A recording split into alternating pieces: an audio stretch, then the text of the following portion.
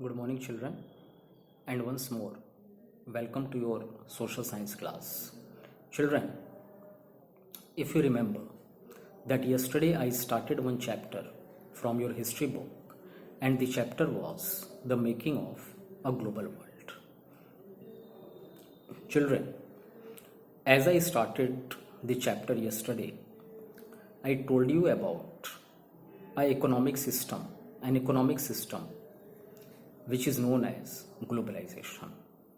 So today in this video, we will move ahead and we will discuss the rest of the topics. So, as I was telling you yesterday, that what is globalization? In globalization, we see different kind of movements, like movement of people from one place to another place, in form of workers, in form of employment, in form of job, in form of business and trade. The other movement that we see in this system of globalization is the movement of goods from one place to another place.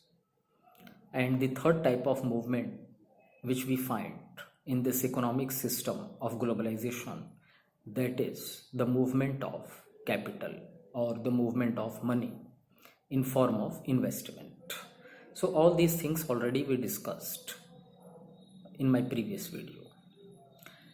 So after knowing about this economic system, or you can say after knowing about this globalization, you must be thinking that this process of globalization is a very new process, because for the movement of people, for the movement of goods, or for the movement of capital, we need technology. But you will be surprised to think that this process or this system of globalization is not new. This system of globalization is a very old system. Even thousands of years ago, we have evidence, we have proof to show that even thousands of years ago, there was globalization. This system of globalization existed even thousands of years ago. Many people traveled from China to India. Many people traveled from India to China. Europeans, they used to come to India. They went to China. And with them, they took different kind of goods also. So, this globalization was taking place even thousands of years ago. But the difference is that in those days, the speed of globalization was very low. Whereas in today's time, the speed is very high because of introduction of technology. So, first of all, I will tell you that what was globalization, or how was globalization, how was this economic system thousands or hundreds of years ago.